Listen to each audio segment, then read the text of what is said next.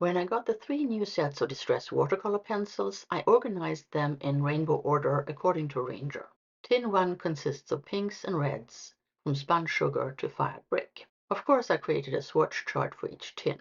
I made the swatch chart about the same size as the window in the tin. For each pencil, I created a gradient, first by coloring with a pencil, then by adding water and more pigment from the wet pencil. The thing to understand about Distress Watercolor Pencils is that they're gouache pencils. They contain pigments similar to Distress Oxide inks. That means that pale colors contain a lot of white.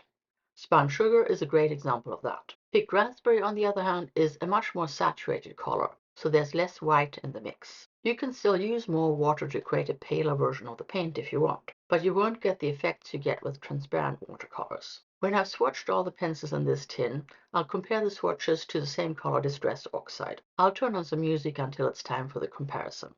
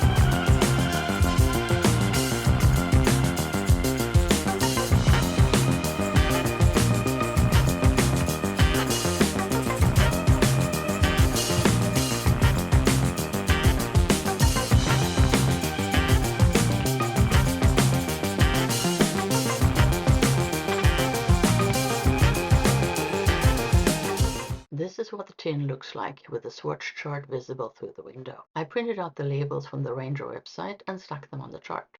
So let's compare. Starting with Spun Sugar, the pencil swatch is more saturated, more pink than the Distress Oxide swatch. For Kitsch Flamingo, it's the other way around.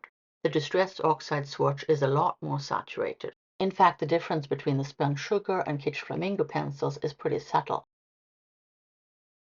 The picked raspberry pencil is more saturated than the Distress Oxide swatch, but the difference isn't as big as for Kitsch Flamingo. The tattered rose pencil is also more saturated than the Distress Oxide swatch, but again, the difference isn't that noticeable. Same for saltwater taffy. And worn lipstick too. And abandoned coral. I'm wondering if my Distress Oxide swatches have lost some intensity because some of them are a few years old. That could very well be the case. My Distress Oxide swatch for barn door is darker than the watercolor pencil swatch. Same with candied apple. The watercolor swatch is more saturated, but the Distress Oxide swatch appears darker. Festive berries too. The lumberjack plaid pencil is both darker and more saturated.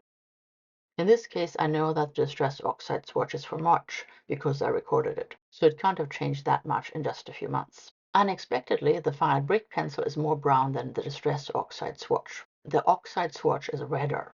Well, that was interesting. There are differences between the pencil and the Distress Oxides, but most of them are not big. The pencils are a lot closer to the oxides than, for example, the crayons. I'm happy about that, and I look forward to using my pencils in projects. For example, to color a floral with the pencils and stamp a sentiment in the matching oxide. If you enjoyed this overview, make sure you're subscribed and that you like this video to support my work.